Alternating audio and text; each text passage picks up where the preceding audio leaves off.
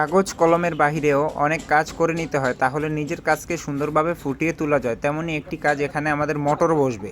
হ্যাঁ, motor pump বসবে, কিন্তু এই জায়গাটাতে শুধু ইট দিয়ে দিলেও আমাদের হয়ে যেত, কিন্তু না, আমরা ওইটা দিব না। আমরা এখানে ইটটাকে আমরা সেটিং করে দেবো পার্মানেন্টলি। দেখেন কেমন হয়।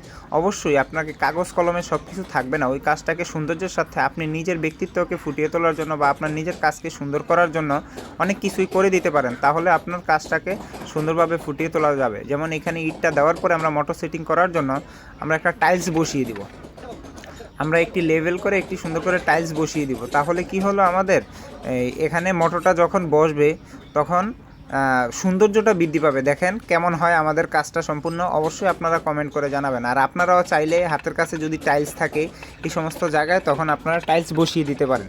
আর টাইলস বসিয়ে দিলে আমরাও ভবন মহাজনের সাথে আলোচনা করে এখানে একটা টাইলস বসিয়ে দিলাম। তারপরে উনি বলছে চারো সাইড দিয়ে টাইলস মিস্ত্রি দিয়ে টাইলস বসিয়ে দিবে, তাহলে এই জিনিসটা অনেক সুন্দর এবং আরও আকর্ষণীয় হবে। অবশ্যই আপনাদের কাছে কেমন লেগেছে আমাদের কাজটা অবশ্যই কমেন্ট করে জানাবেন এবং আপনারাও ট্রাই করবেন এই বিষয়টা।